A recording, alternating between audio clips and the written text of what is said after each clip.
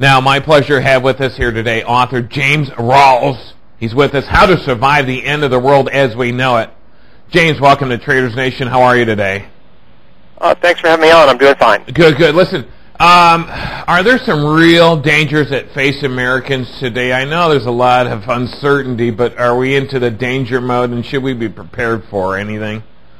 I think that the greatest danger we face right now is a continuation of the economic down spiral that we're currently in. Yeah. The current recession could turn into a depression that might last 10 or 20 years. Okay. I think that's the most likely scenario that we're facing, and I think that's the primary one that people should prepare for. All right, so maybe dangers in way of, you say, depression. Of course, that would equate to civil unrest. Is that what we're looking at here? Civil unrest? Yeah, possibly, because I think that society as a whole is a lot less law-abiding than it was in the 1930s. Yeah. And in the 1930s, you had 25% of the population still living on farms and ranches. Sure. Now we've got 1% of the population feeding the other 99%. All right, so here we have a scenario. If you're on a farm, ranch, or in the desert and have a little bit of land that you can sow some seed on, that's one thing. Now, like you say, you get these population centers and cities where everybody's compacted on top of each other. There's nothing there. They can't go out and eat their gravel. There's no land there to grow anything. So then you become here's the problem. Now these people in these cities and population centers, they're dependent on everything else, aren't they? They can't depend on themselves. That's a real problem. That is a definite problem. And if in a worst case, you might actually see a massive outpouring of refugees from the big cities, and that's going to create its own set of problems. Where are they going to go? In the outlying areas? Right. If I was in a farming region that was immediately adjacent to a big city, I'd be worried. Okay. All right. Boy, how do you protect yourselves if you're in the farming areas? Well, you can only farmers are going to team up and create a neighborhood watch on steroids. Sure. They'll protect their own interests. Right, they're going to have to. All right, so listen, I'm out in the desert. We're on septic. I'm on a well. Our well has a bypass. If we lose electricity for any long period of time, we flip a switch and hook a generator to it. We're okay. And the people in the city, they don't have that luxury in case of emergency. So what do? How should they start planning? Well, people in the big city should think first in terms of water. That'll be the most crucial thing. Right. They've got to be prepared.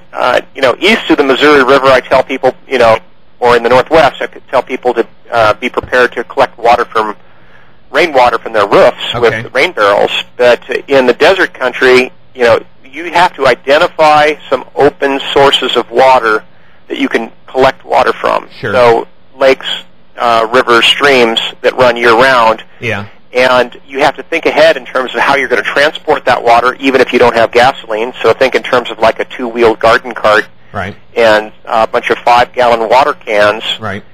Get that water home, and then you have to treat that water with a water filter. Yeah. So there's a lot of logistics that go to it, go along with all this. All right. But if you think it through and make the plans, you will be able to survive in place, whereas everyone else is going to almost instantly be on the road as refugees. And if the history of the 20th century taught us anything, that it's that life is nasty, brutish, and short for a refugee. Right. All right. Water treatment devices, don't they last only for so long before you have to change out a filter? And let's face it, in times like that, you're not going to be able to... Well, if you get a good ceramic filter like a Big Berkey, it's ceramic, so you can just scrub it with a green scrub pad. Sure. And do another 10,000 gallons. Okay. They last a long, long time. All right, so when you get a filtration device, you really need to do your homework on it, because that could mean In fact, life or death in the end. I talk about that in the blog. Sure. Again, it's survivalblog.com. We talk about pre-filtering the water, for example, sure, with a couple of thicknesses of bath towels, for example. Yeah. And that's going to get the larger particulate crud out of the water before you ever run it through your filter, and that way you don't clog up your James, filter. what about boiling water? That works. You actually don't even have to get it to a full boil. And again, we talk about the details of that in my blog and in the book. All right. In terms of the temperature it has to hit and for how long. All right.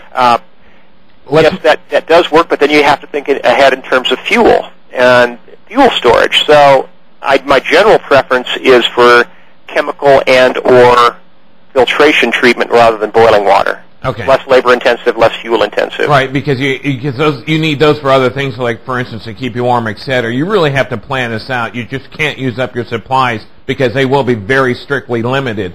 Okay? It's just that simple, Sure. right? All right, let's move on to food and things like that. How long do we plan for it? A month, 3 months, 6 months? Longer? Possibly longer. My general philosophy is to prepare for the worst case, and then you're ready for anything lesser, and you can take it in stride. Sure.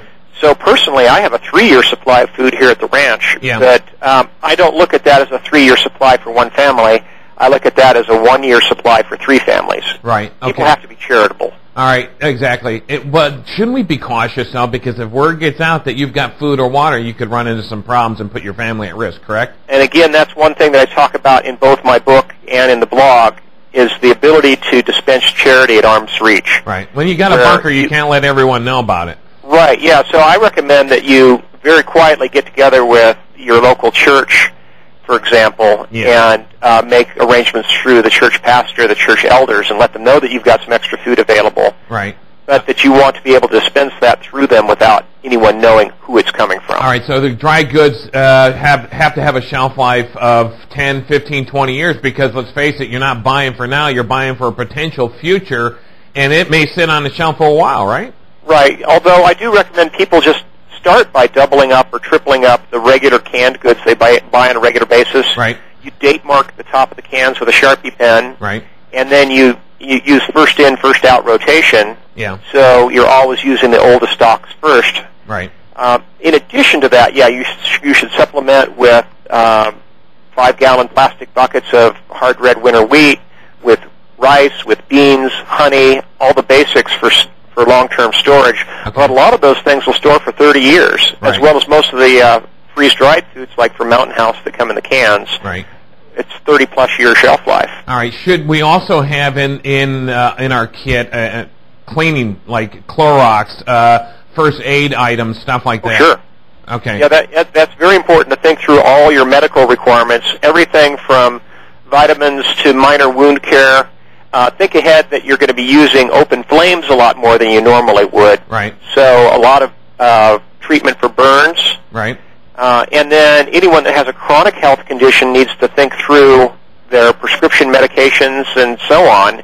And especially for someone that's, for example, a insulin-dependent diabetic, Right. there's a whole other set of considerations that go with that. If you have to keep your insulin refrigerated, then you're going to need an alternative power system. Right. I like the So idea. add the level of complexity. Yeah, I like the ideas of the vitamins because if you don't, vitamins in a little pill can keep you up on your daily vitamin if you're really having shortfalls in your food intake. Okay, that's a great idea. All right, so what about prescriptions though? Some people just can't get them prescriptions so far in advance where they can really stock up on it. Then what? Well, there's a number of alternatives that I talked about in my blog, again at survivalblog.com. Yeah.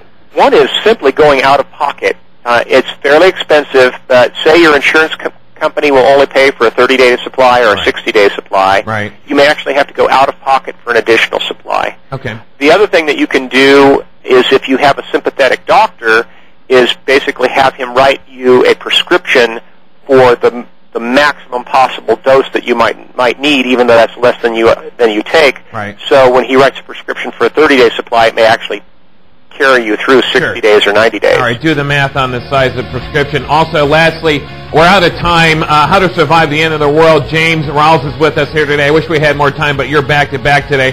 One other note I want to say, keep small bills. It's not going to do you any good to have 20s all over the place for cash. If you want to buy a bottle of water somewhere, keep small bills. James, thanks for being with us today. Appreciate it. Thanks for having me on. Coming up next, more of your calls, my stocks, more news, and guests. We'll be right back.